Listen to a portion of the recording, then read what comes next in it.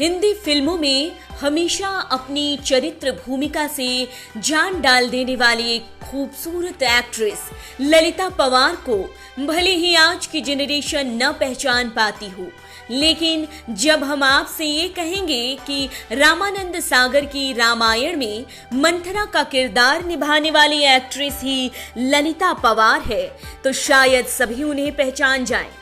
ललिता पवार ने लगभग 6 दशकों तक फिल्म इंडस्ट्री में काम किया था, लेकिन आपने अगर उन्हें गौर से देखा हो तो आपको समझ आ जाए कि ललिता पवार के मुंह का एक हिस्सा टेढ़ा है, आंखें छोटी हैं और उनके इस कमी का उनके सफल प्रमुख अभिनेत्री के करियर के चरित्र भूमिका तक जाने में भी बड़ा योगदान रहा है। करियर के शुरुआती दिनों में मेन लीड की भूमिका करने वाली ललिता पवार आखिर क्यों चरित्र किरदार करने को मजबूर हो गईं?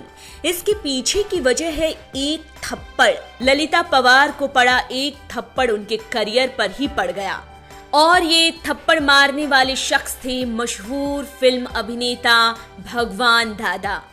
ये किस्सा है साल 1942 का, जब फिल्म जंग ए आजादी की शूटिंग के दौरान एक सीन में फिल्म के अभिनेता भगवान दादा को ललिता पवार के साथ एक थप्पड़ सीक्वेंस शूट करना था। शूटिंग शुरू हुई और भगवान दादा ने ललिता पवार को एक जोरदार थप्पड़ रसीद कर दिया, लेकिन किसको पता था कि ये थप्पड़ ललिता पवार के करियर पर पड़ गया है। थप्पड़ इतनी तेज थी कि ललिता पवार के कान से खून निकल आया और वो बेहोश हो गईं। अस्पताल में पता चला कि थप्पड़ के कारण उन्हें लकवा मार गया है। ललिता काफी समय तक ऐसे ही पड़ी रही, लेकिन थोड़ा रिकवर होने के बाद उन्होंने फिर से फिल्मों में ट्राई करने के बारे में सोचा और चल दी अपने सपनों की तरफ। लेकिन बिगड़े हुए चेहरे के साथ फिल्मों में काम मिलना नामुमकिन हो गया था।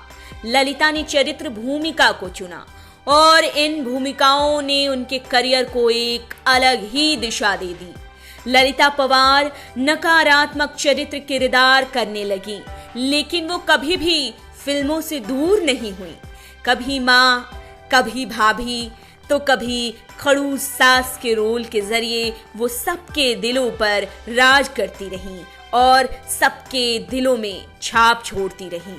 ललिता पवार कभी भी लकवे से पूरी तरह से ठीक नहीं हो सकी, लेकिन उनके निभाए किरदार हमेशा सबके दिलों में बस गया है।